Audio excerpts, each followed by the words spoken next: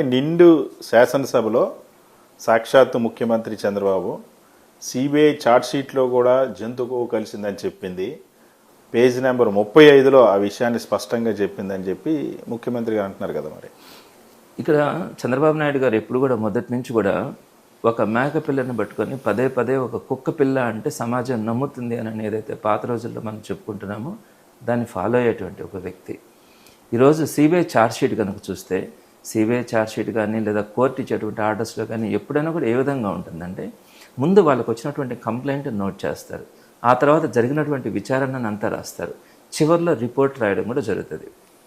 ఇక్కడ సిబిఐ ఛార్జ్షీట్లో కూడా 35th పేజీలో వారు చెప్తున్నటువంటి 35th పేజీలో ఏదైతే తిరుమల తిరుపతికి సంబంధించి జనరల్ మేనేజర్ ఇచ్చినటువంటి ఒక కంప్లైంట్ని వాళ్ళు మెన్షన్ చేసినారు.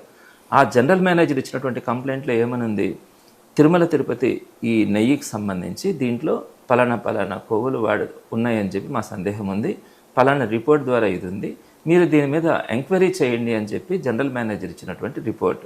ఆ తర్వాత పేజీల్లో వరుసగా జరిగినటువంటి విచారణని అంతా కూడా రాసుకోవడం జరిగింది. చివరిలో 269, 270 పేజీల్లో అక్కడ కంక్లూజన్ ఇవ్వడం కూడా జరిగింది. ఎక్కడా కూడా అంటే దీంట్లో ఒకవేళ పామ్ ఆయిల్ కానీ ఆలివ్ ఆయిల్ కానీ వెజిటబుల్ ఫ్యాట్స్ కానీ ఇవి కలిసి ఉండేదానికి అవకాశం ఉంది, అంతేగాని ఎక్కడ కూడా ఎనిమల్ ఫ్యాట్స్ ఉండడానికి ఎలాంటి పరిస్థితుల్లో అవకాశం లేదని 269, 270 పేజెస్లో క్లియర్గా కూడా దాన్ని ఇవ్వడం జరిగింది. చంద్రబాబు నాయుడు గారు ఏం చెప్తున్నారు, ఆయనకి తెలిసి మాట్లాడుతున్నారా తెలియక మాట్లాడుతున్నారా అర్థం కాదు. కంప్లైంట్కి రిపోర్ట్ అంటే కంక్లూషన్కి తేడా తెలియనటువంటి ఒక వ్యక్తి మన ముఖ్యమంత్రి అన్నది ఈరోజు ప్రజలందరూ కూడా ఆలోచించుకోవాలి.